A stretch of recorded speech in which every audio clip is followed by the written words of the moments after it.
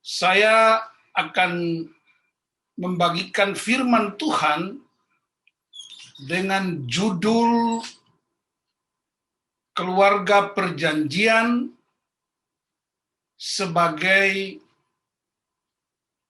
warisan ilahi. Keluarga Perjanjian sebagai warisan ilahi. Oleh karena hari ini adalah hari penutupan, maka saya ingin ajak saudara-saudara, ajak para pertua diaken, pengurus PJJ, dan seluruh jemaat untuk mengalami yang disebut kuasa perjanjian.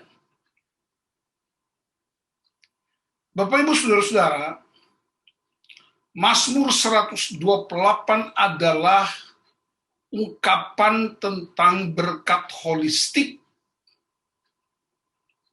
Berbahagialah setiap orang yang takut akan Tuhan, yang hidup menurut jalan yang ditunjukkannya. Apabila engkau memakan hasil jerih payah tanganmu, berbahagialah engkau dan baiklah keadaanmu. Istrimu akan menjadi seperti pohon anggur yang subur di dalam rumahmu. Anak-anakmu seperti tunas pohon zaitun sekeliling mejamu. Sesungguhnya demikianlah akan diberkati orang laki-laki yang takut akan Tuhan. Kiranya Tuhan memberkati engkau dari Sion, supaya engkau melihat kebahagiaan Yerusalem seumur hidupmu, dan melihat anak-anak dari anak-anakmu, damai sejahtera atas Israel. Saudara-saudara yang dikasihi Tuhan Yesus Kristus, mari kita periksa apakah isi perjanjian itu. Perjanjian dari Allah dengan umatnya. Yang pertama, tujuan perjanjian. Semua perjanjian pasti ada tujuannya. Allah berjanji dengan Abraham, Allah berjanji dengan Ishak, Allah berjanji dengan Nuh, Allah berjanji dengan umatnya. Dan saya juga percaya, Allah juga berjanji dengan setiap keluarga anak-anak Tuhan. Apa isi janjinya kita akan perhatikan. Dalam sebuah perjanjian ada persetujuan dua pihak. Dalam sebuah perjanjian ada sebuah ikatan. Dalam sebuah perjanjian ada pertukaran. Dan pasti ada dampaknya. Saya mau ajak kita untuk lihat satu-satu. Tujuan perjanjian ialah mendirikan kerajaan Allah di bumi. Dan kita tahu Yesus datang ke bumi supaya dia berdoa, datanglah kerajaanmu, jadilah kehendakmu di bumi seperti di sorga. Tuhan mau supaya bumi dipenuhi oleh kerajaannya. Dan kalau bicara kerajaan pasti ada raja. Siapakah raja itu? Yesus Kristus Tuhan. Siapakah umat itu? Rakyatnya. Rakyatnya adalah umatnya. Roh Kudus yang mengkomunikasi hubungan sorga dan bumi.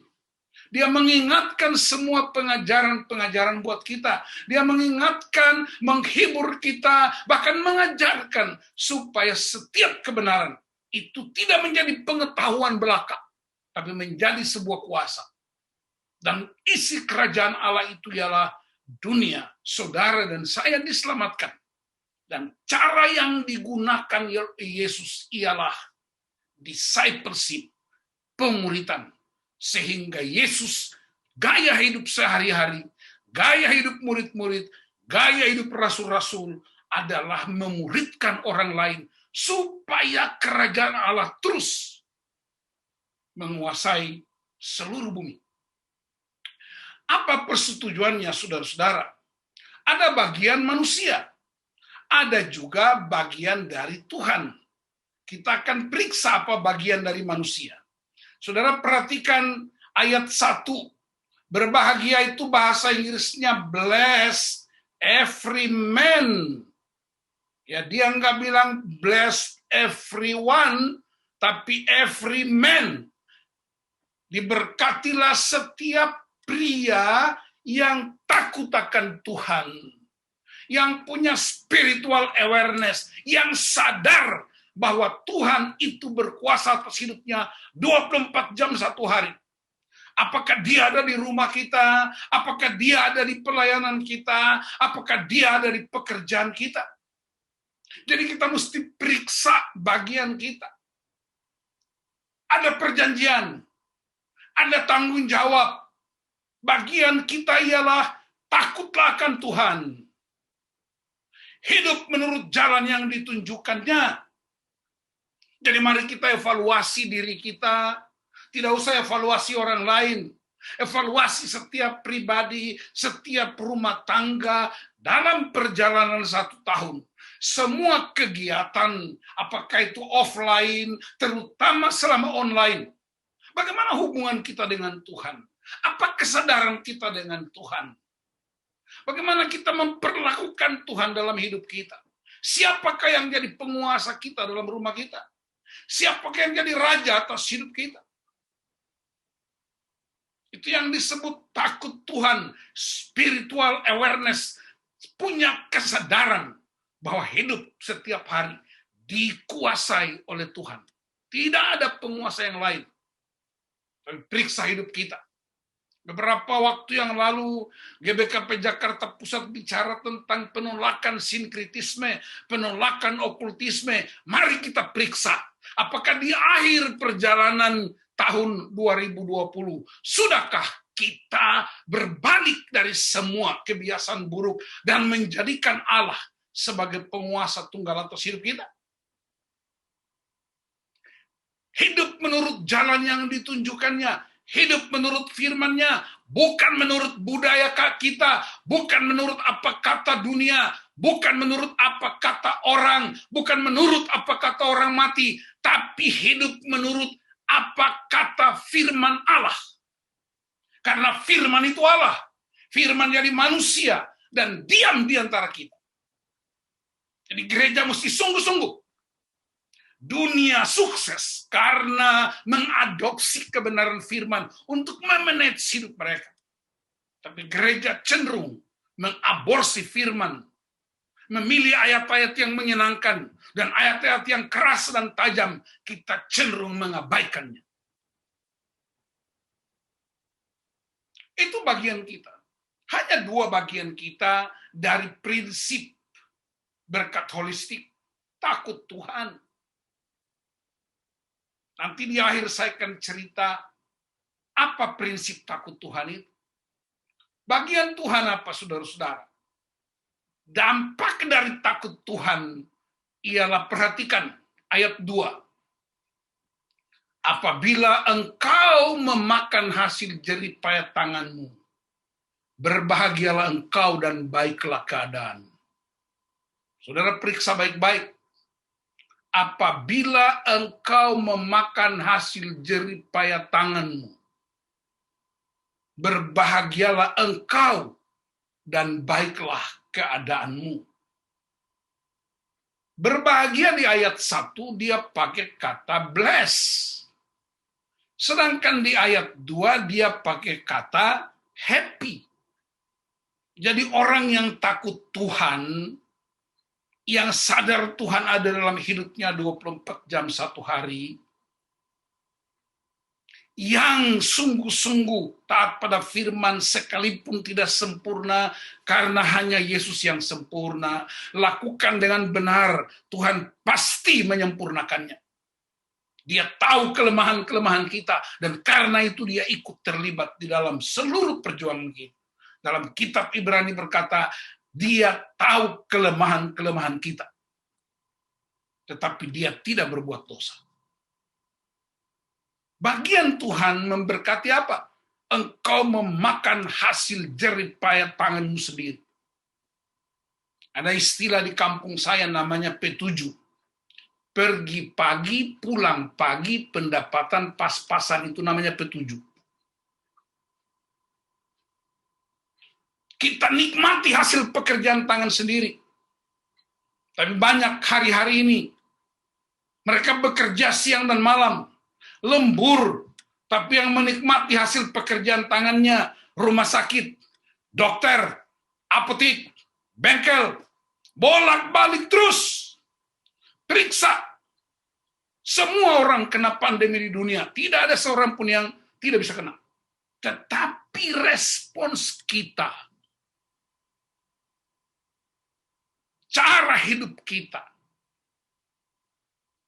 mau menikmati pekerjaan tanganmu sendiri, takut Tuhan.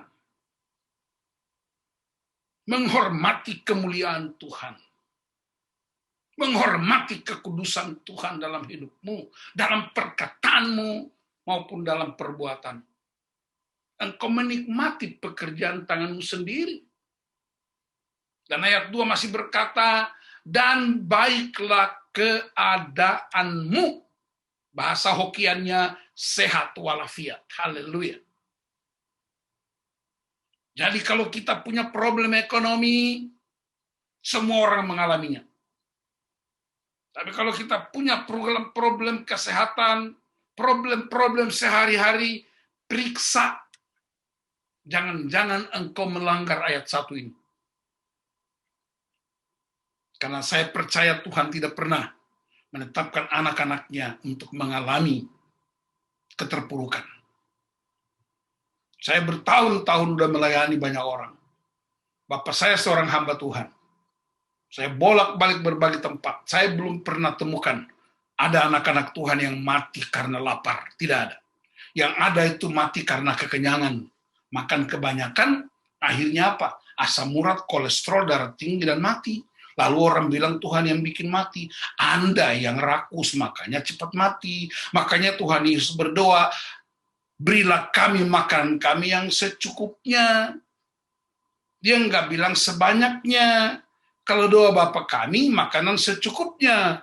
Kalau kamu makannya banyak, itu namanya doa Bapa kamu. Doa Bapa kamu. Doa Bapa kami, makan secukupnya. Doa Bapa kamu, makan sebanyaknya. Makanya kita itu menjadi orang-orang yang tidak menghormati diri kita sendiri. Bagian yang ketiga, saudara-saudara, ayat 3 dia bilang begini, istrimu menjadi seperti pohon anggur yang subur di dalam rumahmu. Saya tidak tahu bahasa Karo tentang istri. Bahasa Karonya apa? Istrimu. Berarti kalau pria itu takut Tuhan, istri menjadi wanita yang mulia. Orang pria nggak takut Tuhan aja istri udah mulia, apalagi dia takut Tuhan. Digambarkan seperti pohon anggur. Saudara, pohon anggur itu dia simbol kemuliaan. Di pesta Kana itu orang kehabisan anggur. Yesus harus mengubah strateginya. Prosedur surga Yesus langgar untuk menyelamatkan sebuah keluarga karena kehabisan anggur. Dan anggur Yesus pakai sendiri sebagai simbol, sebagai tubuh dan darahnya sendiri. Jadi betapa mulianya wanita itu. Ketika pria itu takut Tuhan, maka tidak hanya menikmati ekonominya, tidak hanya menikmati kesehatannya, tapi dia juga melihat pohon anggur yang subur di dalam rumahnya. Wanita yang mulia, yang melahirkan anak-anak mulia, dan hidup mereka menjadi penopang utama, pemberi kehidupan bagi seluruh keluarga. Saya kadang-kadang heran budaya kita di Indonesia ini. Ya, budaya hampir semua orang Indonesia.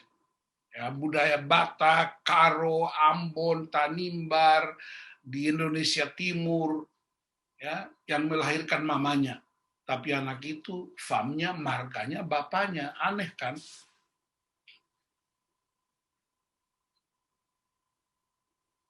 Mamanya yang melahirkan. Tapi marganya kita. Kemudian mamanya diabaikan, disingkirkan. Jadi kita mesti bertobat. Tidak ada cara lain. Lalu kemudian dia berkata pada Mazmur ayat 3, anak-anakmu seperti tunas pohon zaitun sekeliling mejamu. Saudara tahu tunas pohon zaitun? Pohon zaitun adalah pohon yang paling kuat di muka bumi. Sampai hari ini di Israel masih ada satu pohon, ada 8 pohon, ya, masih ada 8 pohon di Taman Getsemani yang masih hidup sampai hari ini. Usianya lebih tua dari Tuhan Yesus. Pohon zaitun itu kuat di muka bumi.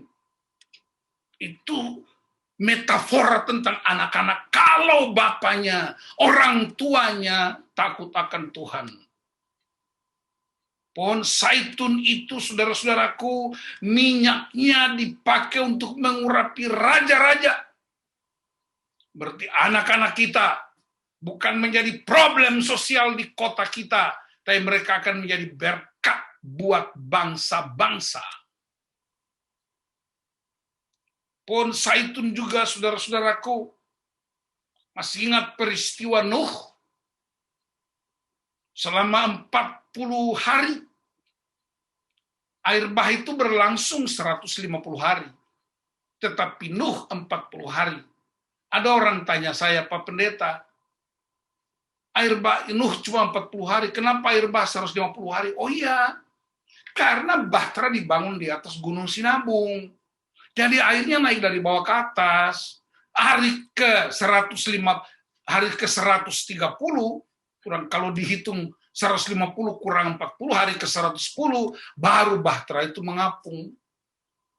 Dan ketika bumi air sudah surut, Nuh lepaskan burung merpati. Dan burung merpati pulang bawa tunas pohon zaitun.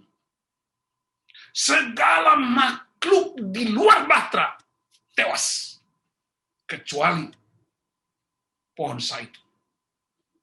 Itu gambaran dalam situasi krisis macam apapun, dalam situasi yang menakutkan macam apapun, orang-orang yang takut Tuhan, anak-anaknya tetap bertahan, hidup dalam kemuliaan Bapa. Dan dia menyebutkan mereka ada di sekitar mejamu. Meja bicara tentang makanan minuman. Meja bicara tentang sumber-sumber makanan dan minuman. Rahasia keluarga bukan di dalam kamar. Rahasia keluarga ada di meja makan.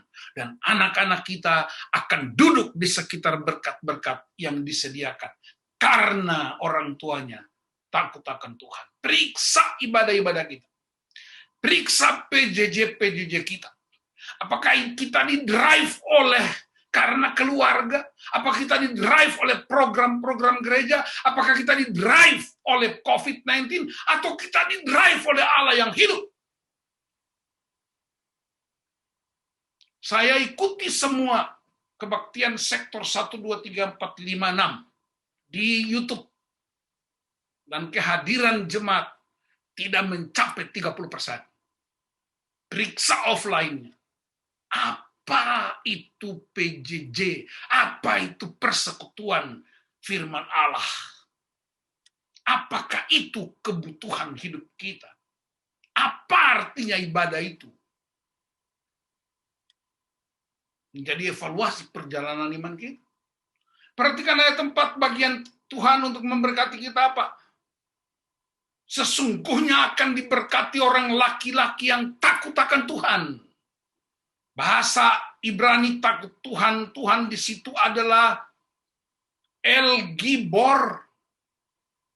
Engkau diberkati Tuhan. Pria itu suaminya, ayahnya, bapaknya menjadi pahlawan atas rumah tangganya. Dampaknya luar biasa. Apalagi yang kita temukan, ayat 5, kiranya Tuhan memberkati engkau dari Sion Sion itu apa, saudara-saudara? Sion itu gereja. Sion bicara tentang kedahsyatan dan kuasa yang dialami oleh gereja. Supaya engkau melihat kebahagiaan Yerusalem. Apa itu Yerusalem? Kota. Dan melihat anak-anak dari anak-anakmu. Siapakah mereka? Cucu cicit. Dan damai sejahtera atas Israel.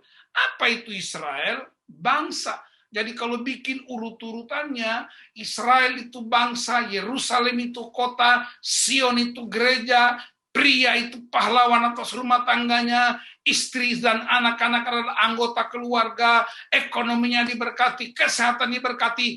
Allah tidak pernah ingkar janji. Dan karena itu kita mesti periksa komitmen kita dengan Tuhan.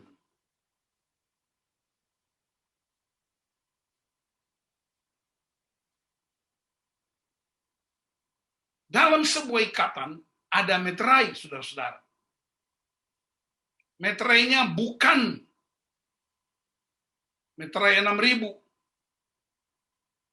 Meterainya bukan stempel basah atau scan atau cincin raja dalam peristiwa Daniel di Gua Singa.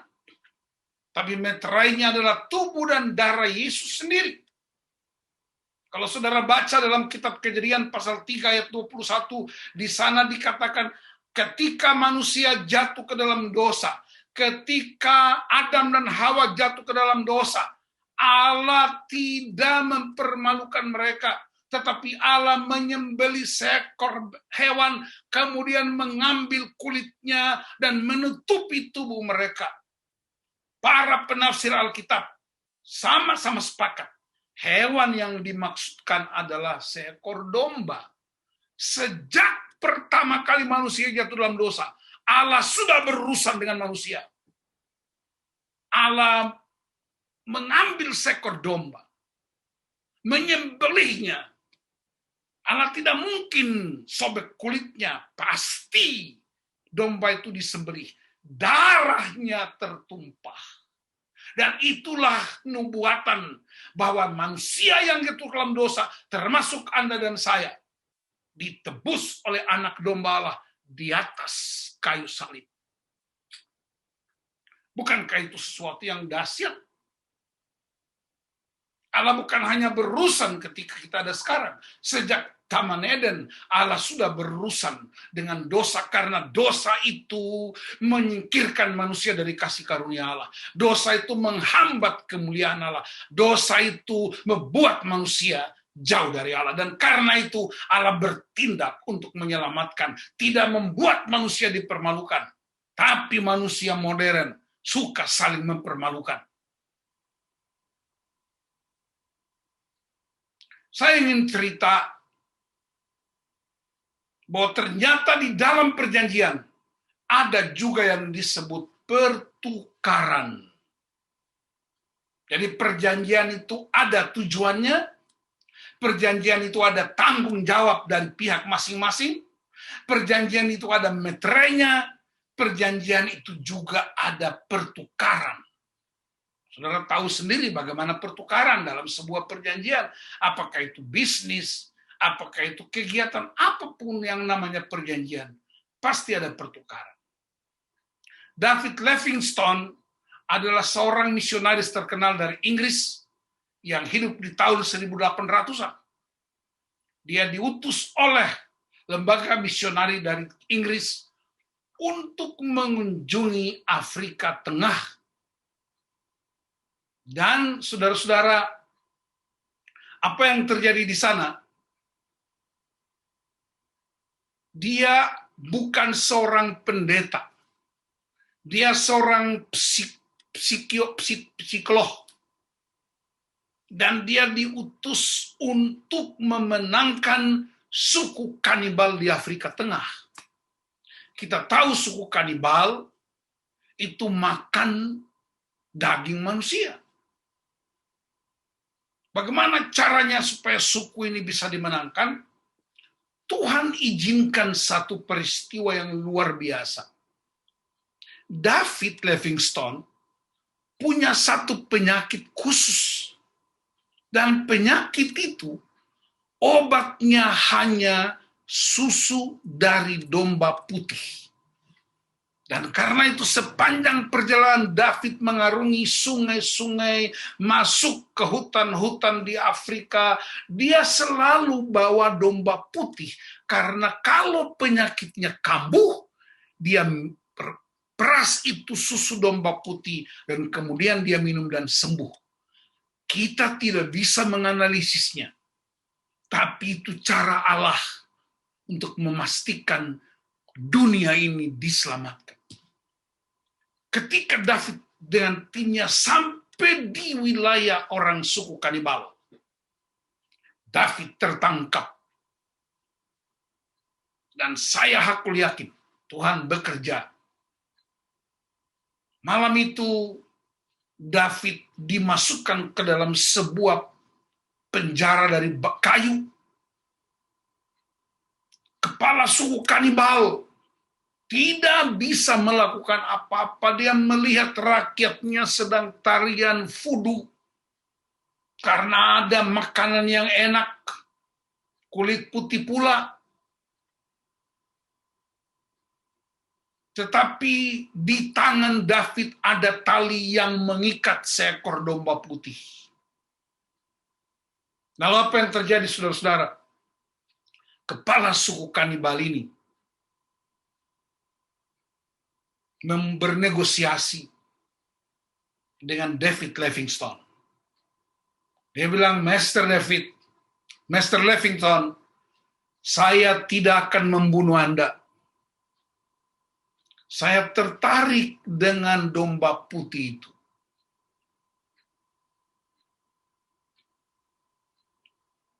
Maukah engkau serahkan domba putih itu?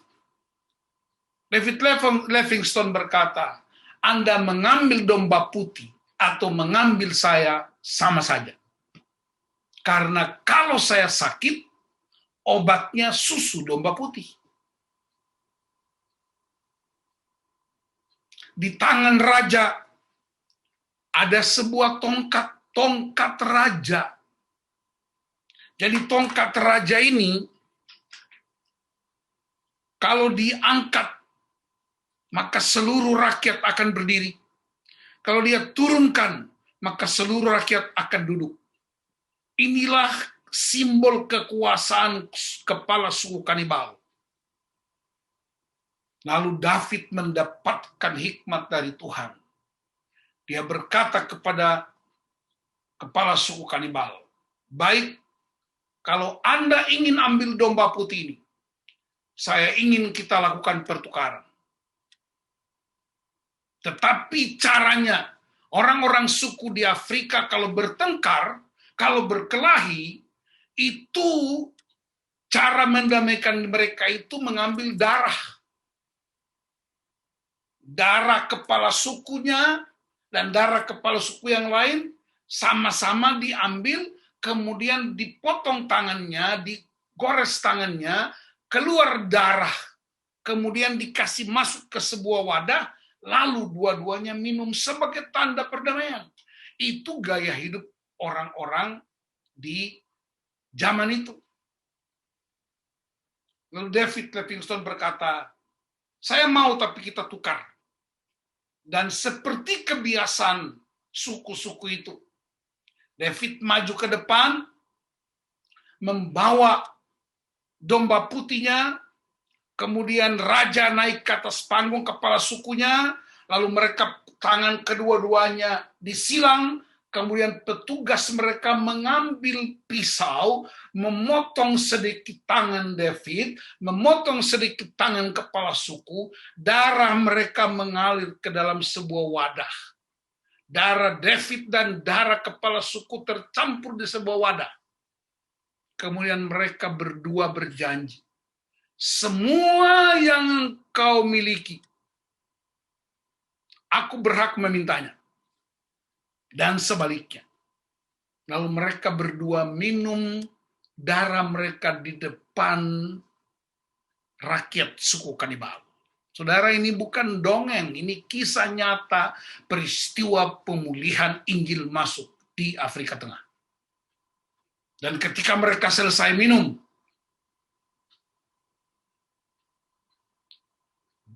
kepala suku berkata, sekarang supaya kamu selamat, serahkan domba putih itu, karena kita sudah ikat perjanjian.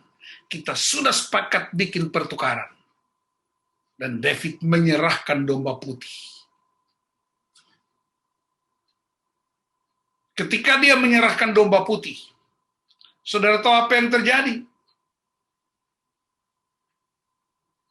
Tuhan bekerja melalui peristiwa itu. Kepala suku berkata, kamu bisa minta apa saja, tetapi jangan mengambil domba putih ini karena sudah terjadi pertukaran. David bilang, baik, kalau begitu, aku tidak minta domba putih itu, tapi aku minta tongkat di tanganmu. Kepala suku berkata, tidak bisa. Ini otoritas saya. Ini kekuasaan saya. David berkata, kita sudah sepakat bertukar. Kita sudah minum darah kita. Anda sudah mengambil domba putih. Saya tidak minta apapun, saya hanya minta tongkat itu. Dan karena sudah bersepakat untuk bertukar, raja atau kepala suku mereka menyerahkan tongkat itu. Dan ketika David Livingstone menggunakan tongkat raja, tongkat kepala suku, dia angkat tongkat itu dan seluruh rakyatnya berdiri. Ketika dia kasih turun tongkatnya, semuanya duduk termasuk kepala suku. Dan sekarang waktunya David berkuasa untuk memberitakan keselamatan bagi bangsa itu, bagi suku itu, dan satu suku kanibal bertobat terima Tuhan. Pertukarannya sangat dahsyat. David menyerahkan domba putih. Sekarang, untuk penyelamatan buat kita, kita nggak butuh domba putih. Kita nggak butuh domba putih. Tapi kita butuh apa, saudara-saudara? Hanya darah Kristus.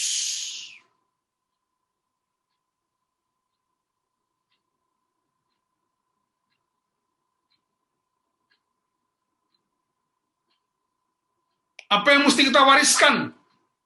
Roh takut Tuhan. Setiap melakukan firman-Nya. Dimulai dari mesbah pribadi, mesbah keluarga.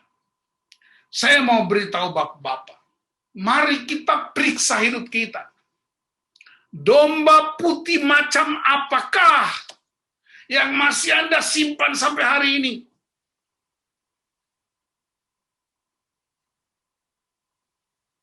Domba putih itu soal zona nyaman kita. Domba putih itu bicara tentang gengsi kita yang mesti diserahkan supaya keselamatan tersedia buat orang lain. Domba putih itu pride kita. Domba putih itu kesombongan-kesombongan yang kita banggakan. Anda harus serahkan. Hanya dengan begitu, keselamatan tersedia buat generasi baru. Saudara-saudara,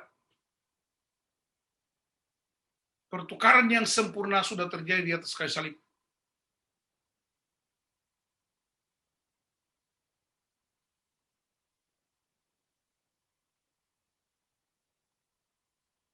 Saya ingin memastikan buat kita, di salib itu ada pertukaran yang sempurna. Di salib itu ada kedahsyatan kasih karunia Allah. Apa isi pertukaran di salib?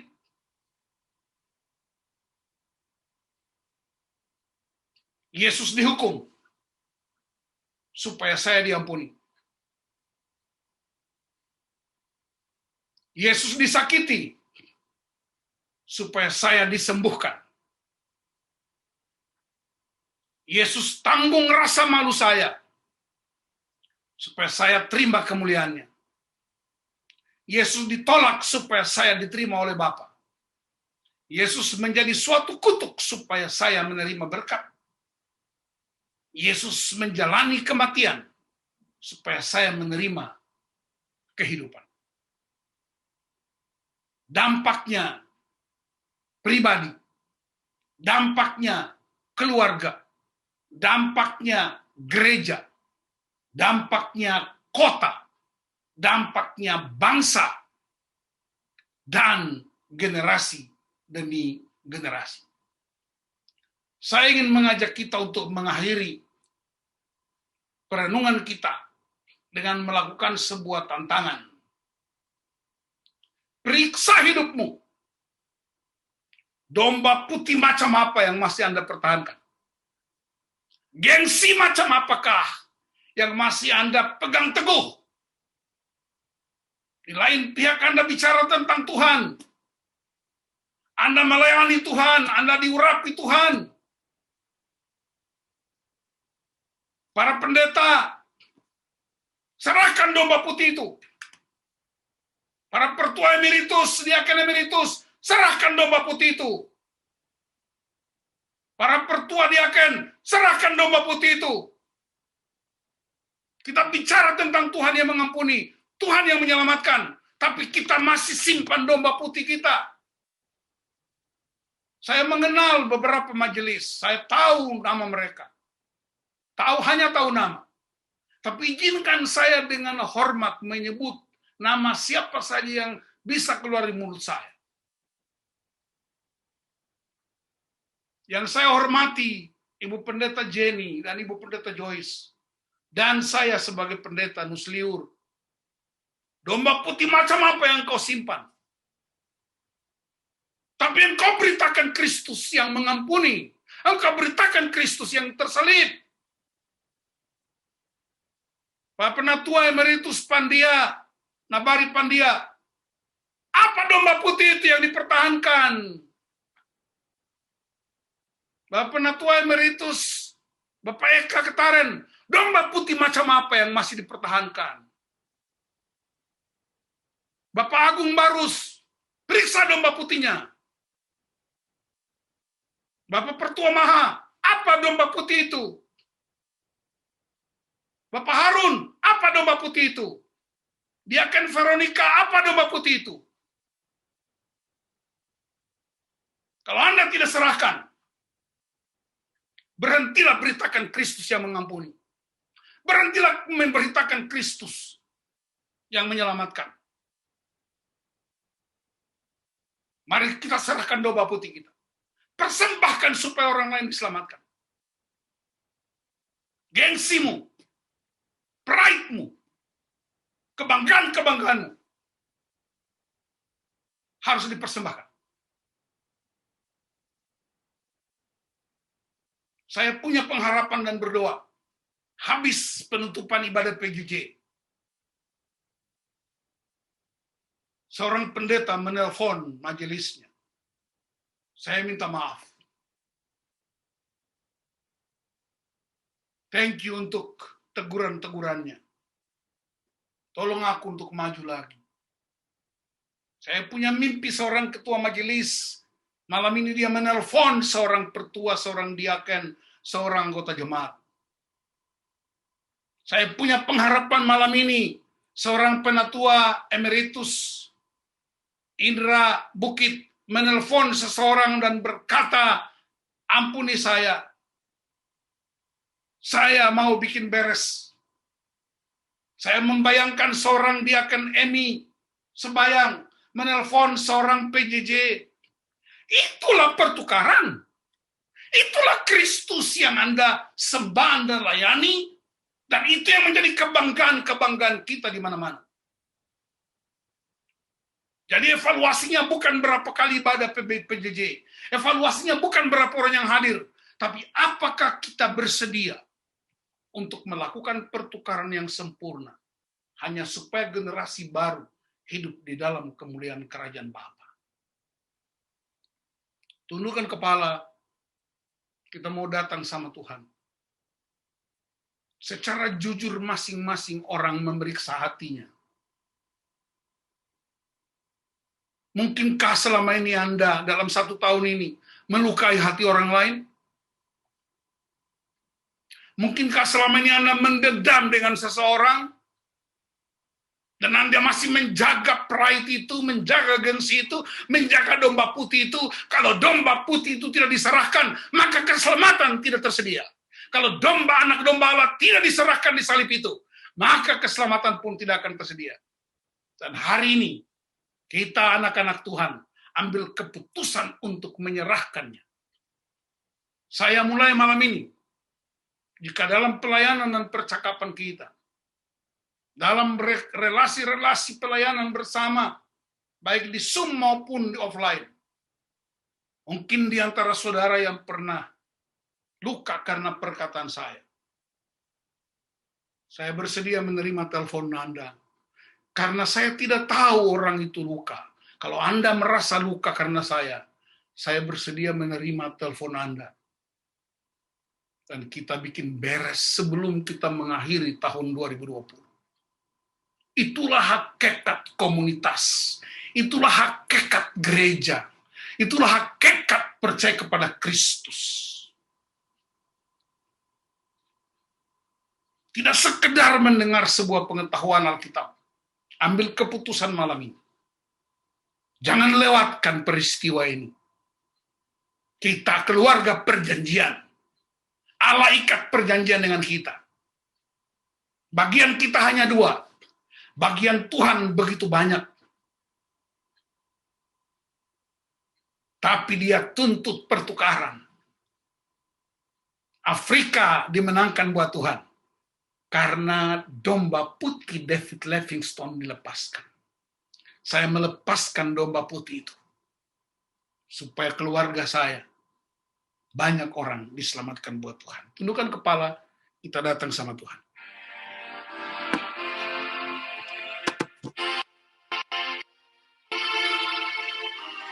Bapak hamba berdoa malam ini. Setiap hamba-hamba Tuhan, para pendeta, termasuk hamba-Mu, para pertua emeritus, pertua, diaken emeritus, diaken, pengurus PJJ, seluruh umat-Mu, baik yang melalui Zoom, maupun yang mendengar firman Allah melalui live streaming. Biar malam ini kami dijamah oleh kuasa-Mu Tuhan. Di salib-Mu itu ada darah yang mengalir. Di salib-Mu itu ada keselamatan. Di salib-Mu itu ada pertukaran yang sempurna. Hamba berdoa untuk mereka semua, suami istri, anak-anak yang hadir maupun yang menyaksikan YouTube atau bahkan mungkin tidak hadir. Hamba berdoa untuk semua mereka. Kami sungguh-sungguh mengalami kemuliaan Tuhan. Bahwa PJJ bukan program gereja semata-mata, tapi adalah sebuah wadah di mana Kristus telah menumpahkan darahnya untuk memulihkan. Ampuni kami Tuhan. Hikmat-hikmat-Mu mengalir. Roh Kudus bekerja menjamah hati dan pikiran setiap anak-anak yang dengar firman Tuhan. Dan mereka bertindak untuk memuliakan Tuhan.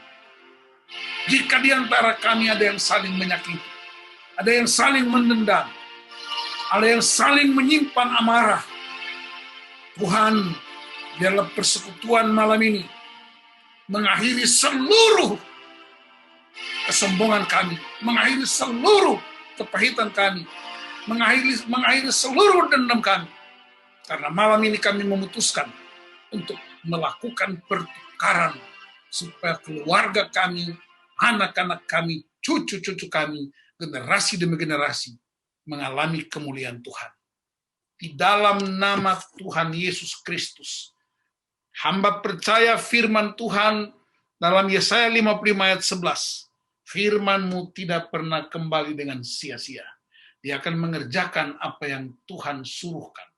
Segala hormat kemuliaan buat Engkau di dalam nama Tuhan Yesus Kristus.